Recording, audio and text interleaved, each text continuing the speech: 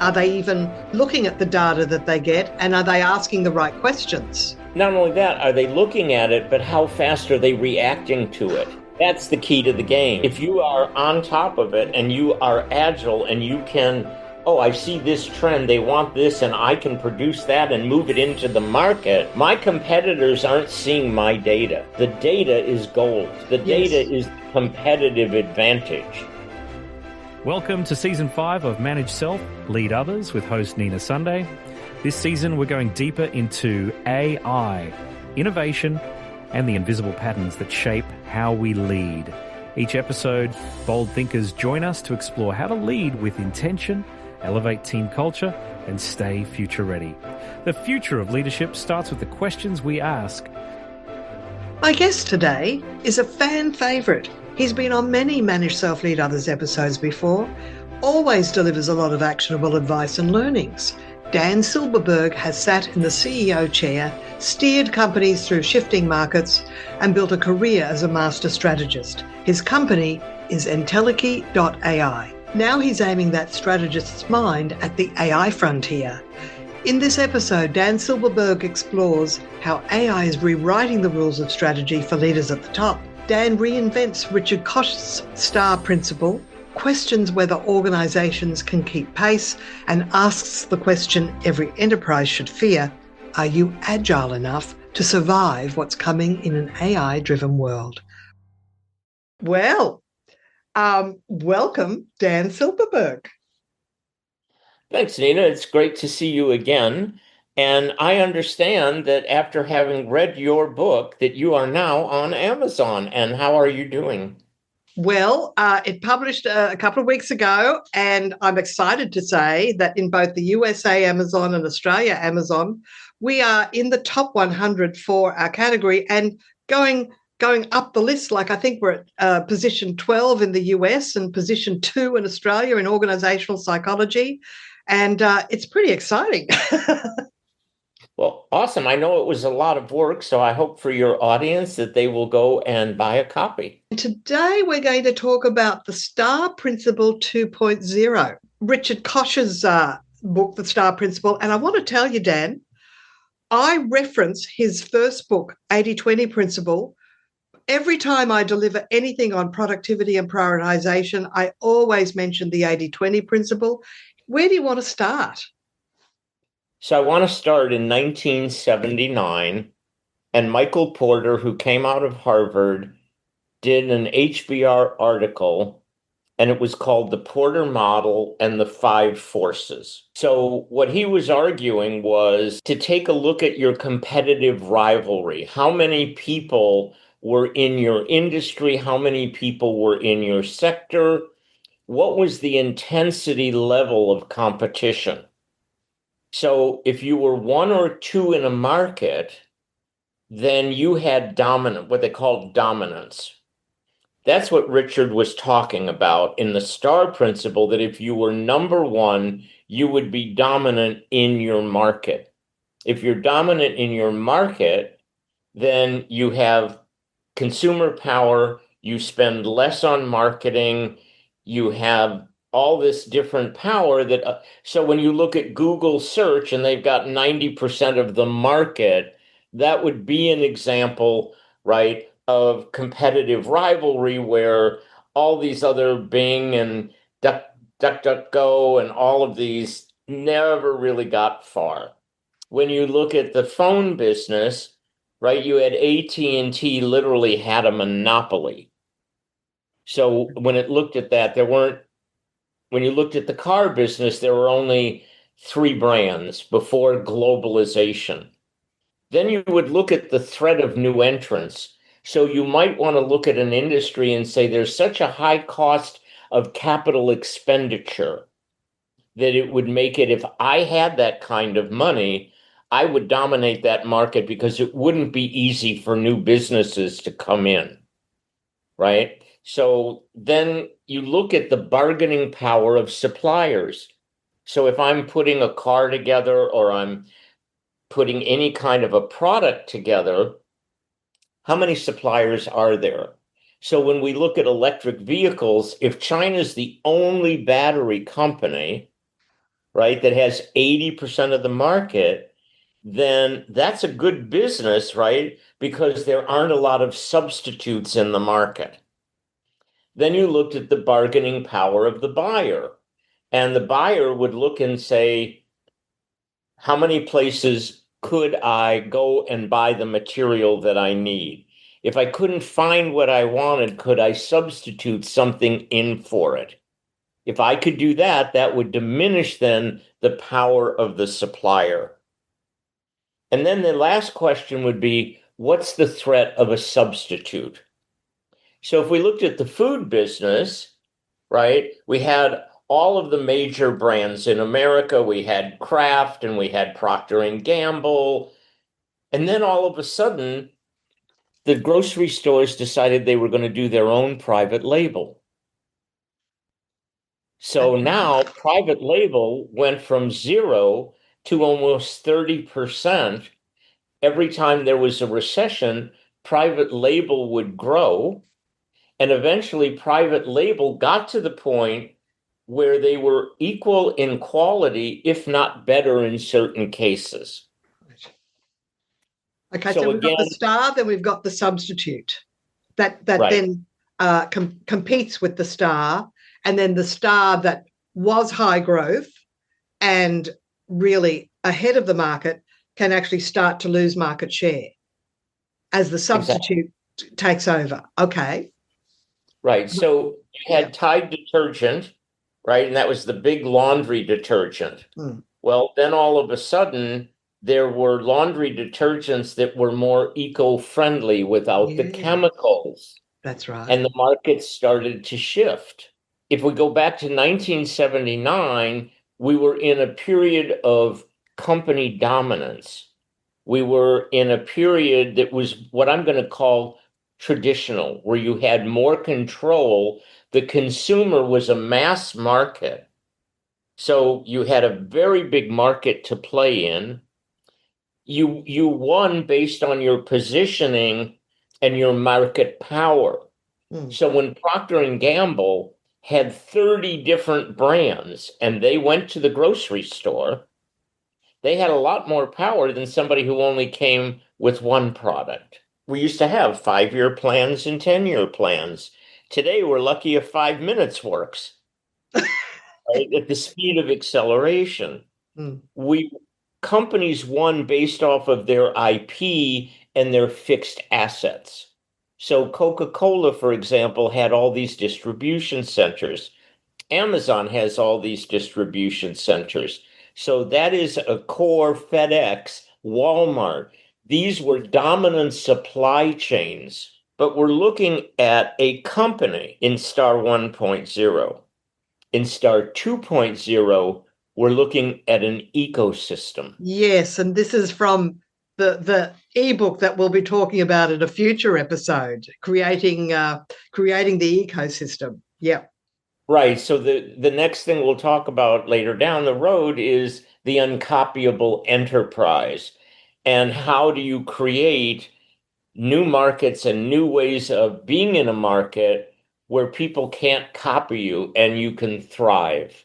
Yeah. But you're not going to thrive in the old system. So already within the next 8 years, the prediction is that 50% of the Fortune 500 would be bankrupt and out of business. That's a very short period of time for an enormous amount of destruction and erosion. And so when we look at 1979, we remember General Electric and Jack Welch saying you need to be number 1 or 2 in your market. And then everybody thought they needed to be number 1 or 2. In Star 1.0, you were talking about the enterprise, your business, Procter and Gamble, the Ford Motor Company, pick an area. Now in Star 2.0, we're not talking about the company and the enterprise. We're talking about the ecosystem. Who are all of the partners that play in a garden that's much harder to duplicate? There's service businesses that make ecosystem more possible. I'm thinking with manufacturing, don't you need a concentration of effort in a location in order to achieve a product that you physically move somewhere. The ecosystem idea is who are all of the partners. So you might have outside consultants, you might have outside marketing help, you might have outside social media, you might have supply chain vendors, but everybody now is in this walled garden. They're not all captive to one company. And so we're going to get to the intelligence in an enterprise in Star 1.0. The intelligence was static. Yes. It came in, you would look at it, then you would produce something. Today, the speed that data comes is now what I'm going to call adaptive intelligence. How quickly can the data come in, end the loop, see what you're supposed to be doing, and now innovate back into the market rapidly? So agility and resilience are much more important than static dominance. Amazon's getting data every second of the day. People who bought this also bought this. The bookstore has no idea what else you bought. All it knows is it rang a book up. Now, as far as I can remember, Koch talked about when a star started to lose traction, that it became a cash cow. Once it drops below cash cow, then it goes to dog. Is that right? Well, right. And what happens with the cash cow, it's been great because of all the money and revenue that it generated. But what happens when you keep the cash cow and it's now on a downward trajectory, you don't have more investment for the new thing as quickly because you're still maintaining it. You actually you don't wait until you need a new product. You start working on the new product while things are still good. Right. And now with the data coming in as quick as it does, your innovation should be agile and it should be happening over and over and over and over. Yes. So you still might have a cash cow. Yeah. So Microsoft and Amazon have the cloud business. Those are cash cows. They're going to be stable for a long time. Yeah. So in Star 1.0, we were looking for high growth companies. And Richard would basically say a high growth would be 10%. I'm saying high growth market today is 30%. Right. It's an order of magnitude, and it is more exponential. Look at how fast ChatGPT got to 100 million users. It was literally like that. Both 1.0 and 2.0 want you to be number one in market share. But the number one share was a static market. So if you look at toothpaste or laundry detergent, these are not high growth markets. Now what we're looking at is real time changes the game dramatically. So look at Netflix, look at mobile telephones. So AT&T was a Richard 1.0. It was a monopoly. It was static. Its core capability was its IP. But when mobile came out, you couldn't just add mobile architecture to the legacy system. And this is where the key difference is. You had Blockbuster, and then you had Netflix. Blockbuster, brick and mortar, go pick up a tape. All of a sudden, Netflix, you're streaming. The reason I believe that so many of the Fortune 500 are in trouble, you can't Band-Aid a legacy business. This is my feeling. It's a whole new architecture. So when you look at traditional companies, they grow their internal revenue. They can innovate new product themselves, which they rarely do. And most of them acquire other businesses, which they then call accretive to earnings. In other words, I buy this revenue with this profit, I bring it into my company, and now I've maybe increased my revenue by 25%, And now my earnings also are going up. Oh. So so traditional legacy companies are risk averse. They're not agile in terms of innovation. Don't make waves, don't make too much of a mistake. But it's the hierarchical system that is what is not going to play in this new world that we're in. So therefore, embedding innovation as a standard operating thread or theme in any company is not only a like to do, it's a must do these days. Would that be right? Right, because you're getting new data every second of the day.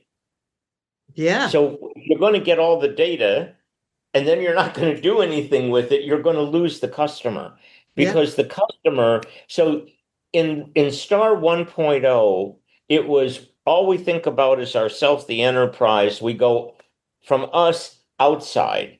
In the new world of 2.0, it's outside, inside. The customer is the player. The customer tells us, the customer is giving us all this feedback. Right. And if we're smart, we're playing into it. And the more we give them from the data that we learn, the higher the retention rate, the more they engage with us, the more they see us as a friend, right? So in traditional companies, we weren't friends. In this new world, which we'll talk about, there's a whole different idea of how to connect with the customer. So if we can try and identify some key actions that any company listening to this needs to make sure. So number one, it's making sure they're actually getting the right metrics. I mean, are they even looking at the data that they get, and are they asking the right questions? Not only that, are they looking at it, but how fast are they reacting to it? Yeah. That's the key to the game. Mm-hmm. If you are on top of it and you are agile and you can, oh, I see this trend, they want this, and I can produce that and move it into the market. My competitors aren't seeing my data. The data is gold. The data Yes. is competitive advantage. So much more competitive advantage in the collective intelligence of an ecosystem than there is in a static enterprise. Yeah. Yeah. Well, even it was a Peter Senge. It was the learning organization. They've been talking about speed of learning for a few decades now, but a few companies still need to take that message to heart. I'm in L&D, so I know some people are very slow to even up-level their people. Right. You have a network, not an enterprise. You have a network platform, and each new person adds depth and increases value for everybody. Again, look at Amazon and all the people that are on in that network and your book, right? There are people that look at your book, then they write you the testimonials, right? And then so this is very different than a static enterprise. I think those are the things that are going to be required in a world where there is speed of disruption, there is technology innovation at a speed we really can't even adapt to at this point, the technological change, and industry boundaries have dissolved. In other words, it used to be that a gift store would have all the gift cards. Now drugstores have gift cards, dollar stores have gift cards. So there's so many different people you go into a grocery store, they have a gift card section. What's that got to do with food? So these boundaries have dissolved. Now, Dan, you've given us a taste of the Uncopyable Enterprise, which is an eBook, and we're going to unpack that in a future episode. Is that correct? Right. I want to let the audience know, watch out for this episode when it goes to air, because I've read most of this eBook, and I think it's changing my brain cells as I'm reading it. It's rewiring my brain. And I'm going to say something else. I'm really glad I've read Buckminster Fuller books because, in a sense, Dan, it helps to understand that you've created a new language, new concepts, and it truly is a masterpiece. So I can't wait to unpack that with you. Well, thanks. Two things from Bucky Fuller. What he said is never try to make it better, try to make it obsolete. Right? And the other thing he said was environment always wins over willpower. So this is the new environment. When he did the geodesic dome, he wasn't trying to fix a house. He wanted a whole new thing to make it obsolete. And this is what I believe Star 2.0 will do. Is I do want to say to Richard Koch, thank you for Star 1. I grew up in that realm. I got to play in enterprise where I was number one in a lot of different markets. But I want to encourage Richard to think about Star 2.0. And I hope he gets. And Dan, do you still work with people? Do you still have a leader council? Do you still coach people? And if so, how do people find you? So, and if they were to find you, how might they work with you? Well, if they're really good, they'd find me telepathically. But since that's not easy for most people, they can find me at dan@entelechy.ai. So Entelechy is ENTELECHY.ai. And so I'm definitely interested in working with companies who want to embrace the new world. Absolutely. Well, it's always an honor and a privilege to spend time with you, Dan Silberberg. You are absolutely amazing. Thank you, Nina, and continued congratulations. And I know that this podcast can only get bigger and better. So thank you.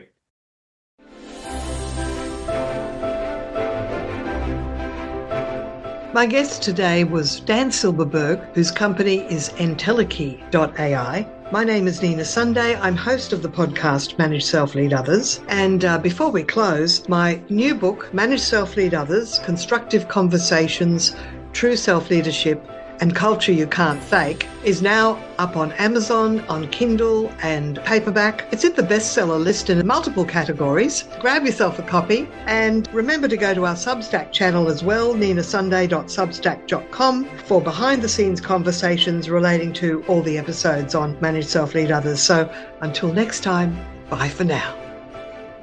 Manage Self Lead Others has launched the book. It's available on Amazon in paperback and Kindle. Not just a collection of transcripts, Nina Sunday adds her own reflections about each guest conversation. Plus, you might like to join Nina on her Substack channel, ninasunday.substack.com, for candid, behind-the-scenes conversations with two sharp AI hosts who riff, question, and bounce around ideas sparked by the published podcast episode. And if you're looking for a conference speaker or workshop facilitator who can up-level your team in Australia or around the world, visit brainpowertraining.com.au or ninasunday.com. Until you tune in next time. This podcast is a part of the C-Suite Radio Network. For more top business podcasts, visit c-suiteradio.com.